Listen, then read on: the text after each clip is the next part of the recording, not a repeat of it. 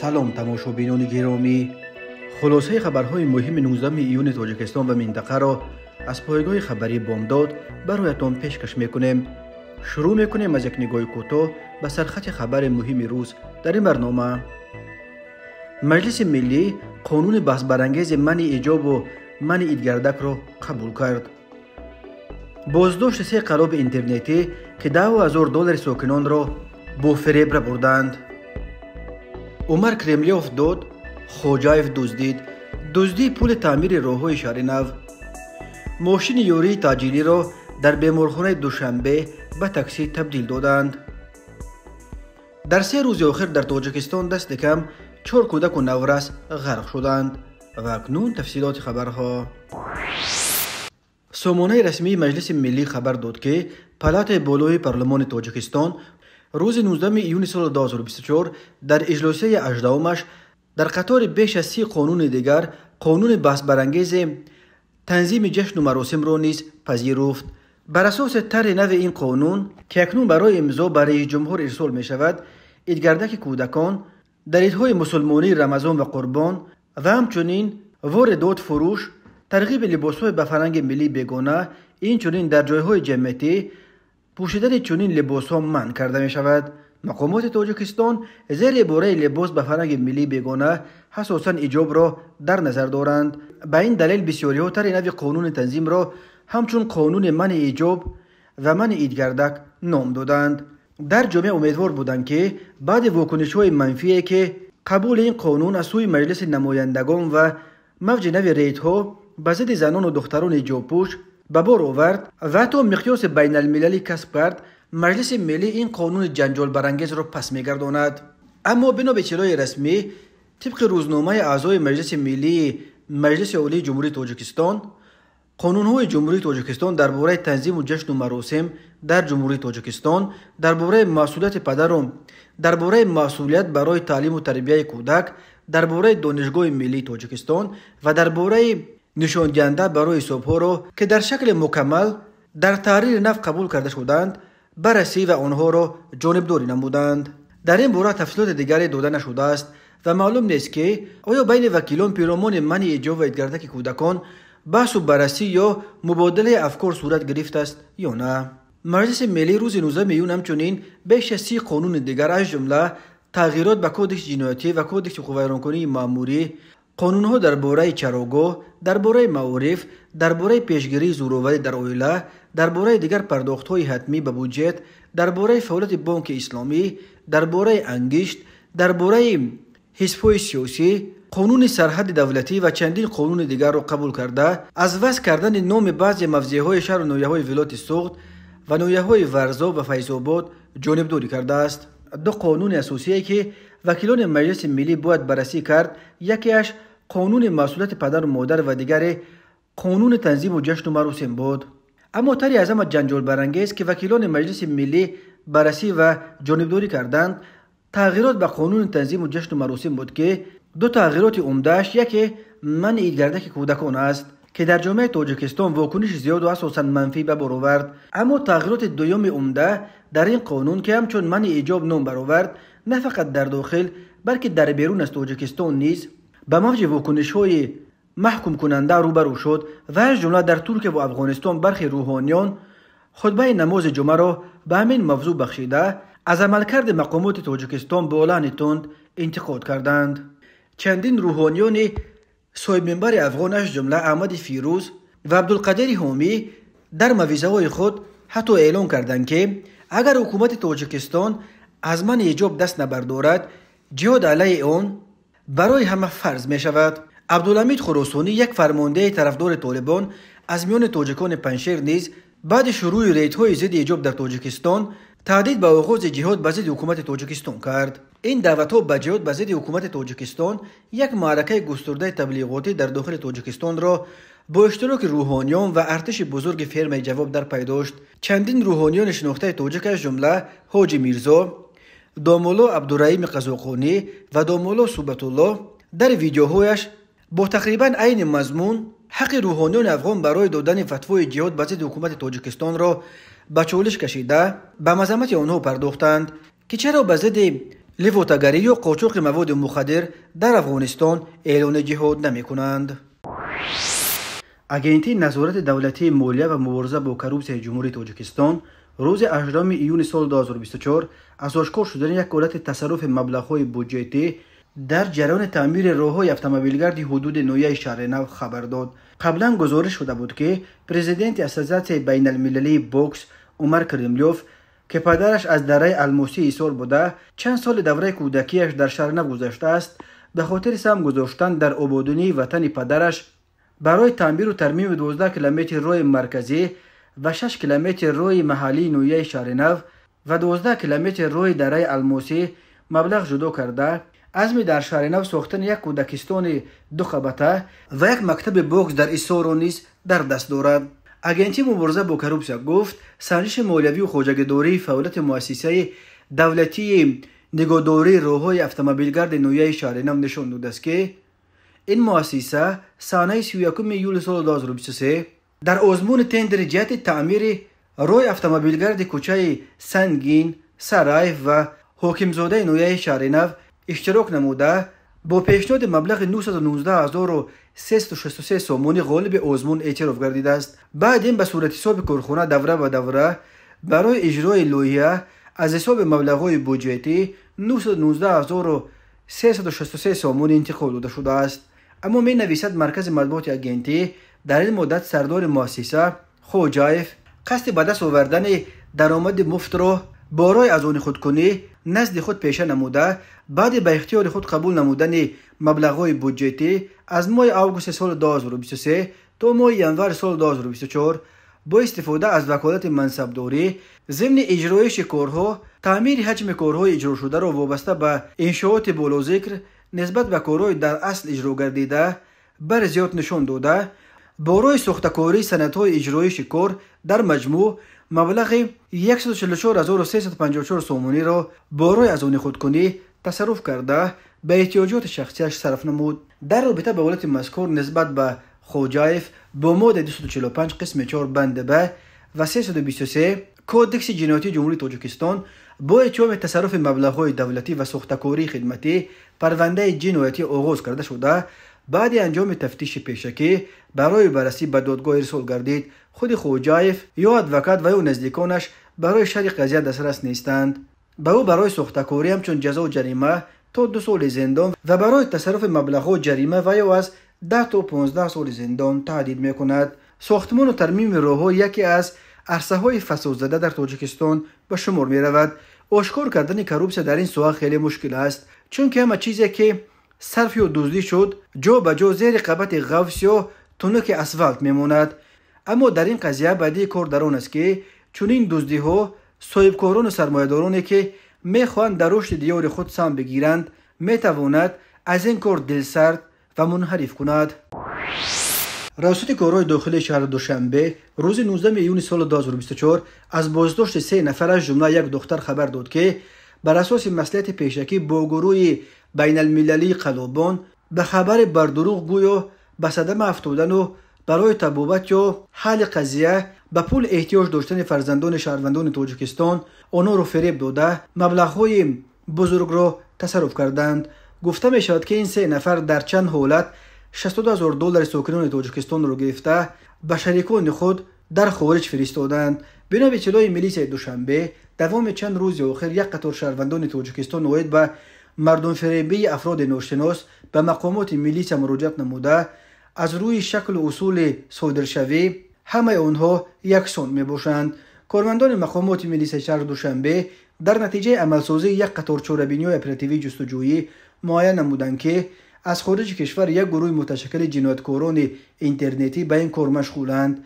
3 مسلک آنها در شهر دوشنبه دستگیر شدند. مرکز مطبوعات ریاست وزارت کارهای داخلی دوشنبه در شهر این قضیه گفت این گروه متشکل جنایتی با استفاده از امکانات‌های تکنولوژی نوین رقم‌های تلفن موبیلی شهروندان را دسترس نموده به شهروندان در تماس شده درباره به صدمه و دیگر فوجه گرفتار شدن فرزندانشان خبرهای بر دروغ می‌رساندند. با استفاده از تاثیررسانی روانی به باوری شهروندان در آمده از آنها گویا برای تبابت فرزندانشان مبلغ‌های کلان پولی طلب کردند. ضمن پیشبرد کارهای اپراتیوی جستجویی آشکار شد که اعضای این گروه متشکل جنایتکاران اینترنتی برای عملی گردانیدن مقصدهای جنایتیشان از حساب شهروندان جمهوری تاجیکستان نفران علیحده را به خود جلب نموده آنها را برای انتقال دادن مبلغ‌های پولی از شهروندان فریب خورده به دست آمده وظیفه دار کردند. بنا به اطلاع میلیسیا از جمله شهروندان ممرعیم و فرهاد سال تولدش 1992 استقامت کننده شهر دوشنبه، شرف‌الدین رستم سال تولدش 1991 استقامت کننده شهر دوشنبه دستگیر شدند که آنها توسط صحیفه اجتماعی تلگرام به این گروه جنایتی در تماس شده باعث انتقال دهنده به اصطلاح کوریر به آنها یاری رسانیدند. نامبردگان از 3 شهروند بیش از $40,000 قبول نموده توسط حامیان الکترونی به خارج کشور انتقال دادند. همچنین از جانب کارمندان میلیسیا اکابر و امینه استشویونا سال تولدش 2001 استقامت کننده شهر دوشنبه دستگیر کرده شد. او نیز در 3 ایالت از جبر دیدگان در عموم زیاده از $22,000 را گرفته توسط خدمت رسانی‌های بانکی مبلغ‌ها را به خارج کشور فرستاده است. با در نظر داشت دولت مذکور میلیسیا دوشنبه از شهروندان خواست که به هر گونه زنگ‌های افراد ناشناس و به خبرهای بر دروغ آنها باور نکنند و اگر با چنین شکل مورد فریب این گروه متشکل جنایتی قرار گرفته باشند به مقامات میلیسیا مراجعت نمایند. اخیراً موضوعا ناصرова در فیسبوک خبر داد که روز 2 یونیو سال 2024 امک او ناصرov امین که 85 سال داشته تنها زندگی میکرد قربانی چنین قلابان شده تمام پسندازهایش را که برای مرگ و مردهش نگاه میداشت از دست داده است. به نقل ناصرova نفران ناشناس از رقم‌های ناشناس روز 2 یونیو به تلفن خانگی امین ناصرov زنگ زده خود را کارمندان بیمارخانه شهر مسکو معرفی میکنند و خبر میدهند که دخترش دچار صدمه شده در بیمارستان است و برای جراحی او $10,000 باید فرستد. امین ناصرov باور کرده $10,000 پول پسندازش را به یک جوانی که به خانه‌اش فرستادن برآورده داده است. پس از نیم ساعت باز گویا دخترشان زنگ زده گله میکند که پول کمی کرد برای جراحی و چقدر پول دیگری که داشته باشد برآورده به آدمان می‌دهد. این دفعه یک دختر میآید و موش سفید $1,800 در دستش باقی مانده را هم برآورده به او می‌دهد. بعد این زنگ زده به موش سفید میگویند که آنها خطا کردند و دختری که دچار صدمه شد دختر وی نبوده است. یک نفر دیگر زنگ زده خود را کارمند پلیس مسکو معرفی میکند و امین ناصرov را اطمینان خاطر میدهد که آنها پولش را رویانیده میدهند و در این مسئله گویا با دادستانی تاجیکستان همکاری کرده ایستادند. البته این هم فریب بود تا که موش سفید به مقامات مراجعت نکند. تماشابینان عزیز یادآور میشویم خلاصه مهمترین اخبار تاجیکستان را از پایگاه خبری بامداد تماشا دارید. برنامه را ادامه میدهیم. یک زن روز 18 یونیو سال 2024 با نشر یک نوار ویدیویی شکایت کرد که در بیمارخانه به قلمرو این مؤسسه در آمدن ماشین‌ها را منع کردند و یک ماشین یوری تاجیلی به خود نقش تاکسی گرفته بیماران و کارافتادگان را در عوض پول تا در بنای لازمیشان برده میرساند. ببینید خلق را چه خیلی مسخره کرده ایستادند. میگوید این زن مؤلف ویدیو در کجا رخ دادن این کار را نگفته است ولی در آمدگاه مؤسسه به بیمارستان مشهور یکم سویس که در شهر دوشنبه شباهت دارد. بسیاری ها در زیر این ویدیو همچون تاکسی استفاده بردن ماشین یوری تاجیلی را به بعد تنقید و حتی به مسخره کشیدند. کاربران نوشتند که اکثر این ماشین های یوری تاجیلی را کشورهای خارجی و سازمان های بین المللی به مؤسسه های تندرستی تاجیکستان همچون کمک بلا عوض تحفه کردند ولی با امیدی که آنها برای کمک به بیمارستان استفاده شوند نه برای آن که کدام کارچلان این ماشین ها را به تاکسی تبدیل داده برای خود اسباب تجارت و منبع درآمد جور بکند. وزارت تندرستی و حفظ اجتماعی اهالی تاجیکستان که امور مؤسسه‌های طبی جمهوری را در دست دارد تا کنون به این نوار واکنش نکرده است. قبلا درباره پولکی کردن لیفت‌ها در بیمارخانه‌های تاجیکستان شکایت‌ها به دست می‌رسید و کارافتادگان می‌گفتند که لیفت‌ها را به مشروط که تبدیل داده برای به بالا بردن یا پایان فراوردن کارافتادگان حتی از بیماران پول می‌گیرند و حتی یک نفر را در لیفت همچون پولچینه گذاشتند که وظیفه جمع‌آوری راهی را است. همین طور مأموریت برخی بیمارستان‌ها به داخل در آمدن وسایل نقلیات را منع کردند. که نیز به واکنش منفی ساکنان روبرو شد. ولی مسئولان گفتند که بسیاری از رانندگان ماشین‌های خود را نه در توقفگاه‌های مخصوص بلکه در هر کجایی که راست آمد می‌گذارند و این باعث ایجاد مشکل برای حرکت ماشین‌های یوری تعجیلی و انتقال بیماران وزنین می‌شود. مرکز مطبوعات کمیته حالت‌های فوق‌العاده تاجیکستان خبر داد که نجات بخشان این نهاد جسد یک نورس غرق شده را از کول کمسوال شهر نورک بیرون آوردند. بنا به اطلاع این نهاد نیمه دوم روز 18 یونی سال 2024 ساعت 17:40 دقیقه به قسم نوبتداری خدمات نجات‌دهی مستقر در شهر نورک ولایت قتلان زنگ زده خبر دادند که در کول کمسوال شهر نورک یک نورس غرق شده است. نجات بخشان به جای حادثه رسیده معلوم کردند که یک ساکن 16 ساله جماعت به نام اسمت شریف نویه دنغره که همراه اهل خانواده‌اش برای استراحت آمده بود هنگام بازی از بی‌احتیاطی غرق شده است. نجات بخشان همراه با غواصان نیروگاه نورک در نتیجه کارهای جستجویی ساعت 19:10 دقیقه جسد نورس را پیدا کرده به کارمندان ملیت سپردند. قبلا مرکز مطبوعات کمیته حالت‌های فوق‌العاده تاجیکستان خبر داده بود که در روزهای آخر در تاجیکستان 3 کودک در آب غرق شدند. خردترین آنها اگر عمر وفایش میکرد ماه نوامبر سال جاری 2 ساله میشد. چنانچه 16 یونی سال 2024 تقریبا ساعت 13:30 دقیقه یک ساکن 10 ساله دهه خودگیف جماعت دیوت ایوان تاجیک نویه کوهستان مشهور ولایت سوخت هنگام آببازی در کانال آبیاری دهه منتوباد نویه ظفرآباد غرق شد. حادثه دوم نیز در نویه ظفرآباد ولایت سوخت رخ داد. 16 یونی سال 2024 ساعت 17:40 دقیقه یک ساکن 15 ساله خوجگی دهخانی به نام فردوسی دهه آبردان نویه مشچا هنگام آببازی در کانال تاجیکستان غرق شد. پس از گرفتن معلومات نجات دهندگان ریاست کمیته حالت‌های فوق‌العاده و مدافع گردشدنی نزد حکومت جمهوری تاجیکستان در ولایت سوخت به جای حادثه سفربر کرده شدند. ساعت 19:10 جسد نورس را پیدا کرده به مقامات سپردند. حادثه سوم در نویه لخش به قید گرفته شده است. فاجعه صبح بر وقت 7 یون سال 2024 تقریبا ساعت 05:00 دقیقه رخ داده است. ساکن 2 ساله دهه بلخک جماعت دهات نورافشان نویه لخش به جویباری که از پس خانه میگذرد افتیده غرق شده است. کمیته حالت‌های فوق‌العاده گفت سبب اصلی به وقوع آمدن فاجعه ها آببازی در جایهای ممنوع، رعایت کردن یا ندانستن قاعده‌های شناوری و بی‌نظارتی والدان میباشد. کمیته حالت‌های فوق‌العاده از شهروندان خواسته است که قاعده‌های بی خطری را در لب آب قطعاً رعایت کنند. بنا به آمار رسمی کمیته حالت‌های فوق‌العاده طی سال 2023 در آب‌های تاجیکستان 181 نفر از جمله 75 کودک و نورس تا سن 16 و 36 زن و دختر غرق شدند. سال 2022 در تاجیکستان 160 نفر از جمله 80 کودک و نورس تا سن 16 غرق شده بود. هرچند موسم آببازی امسال تنها در حال اوج گرفتن است، الکی درباره غرق شدن دست کم 67 نفر در کل و دریا و کانال‌های تاجیکستان گزارش شده است. 32 نفر از این غرق شدگان متاسفانه کودکان و نورسان تا سن 16 سالند.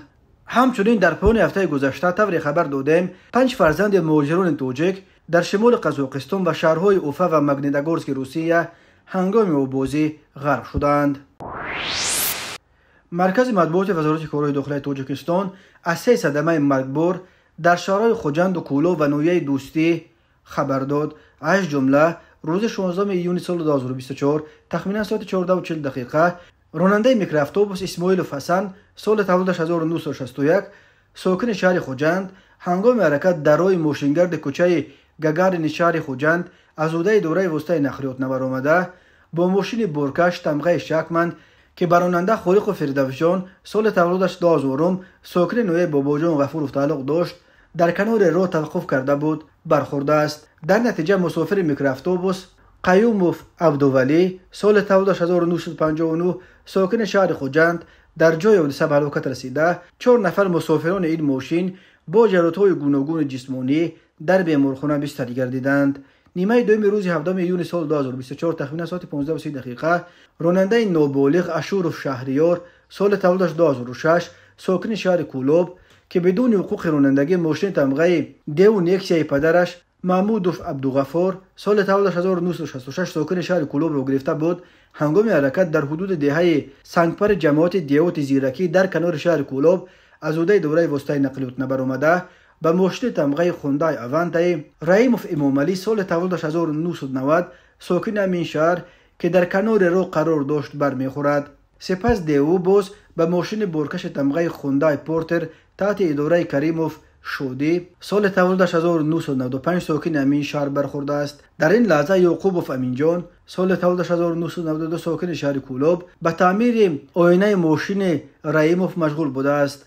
استاد در نتیجه صدمه جراحت‌های گوناگون جسمانی برداشته در و به معمارخانه به هلاکت رسیده است. باز هم نیمه دوم روز 17 میلیون سال 2024 تخمیناً ساعت 17:10 راننده ماشین تمغه اوپل زفیر اشوروف مومن سال تولدش 1996 ساکن نویه دوستی هنگام حرکت از سمت نویه کبودیان به سمت شهر بختر در حدود جماعت دیوت نور بخش نویه دوستی از عهده دوره وسطای نقلیات نبرآمده در داخل کانال آبگذر ماشینش را چپه کرده است.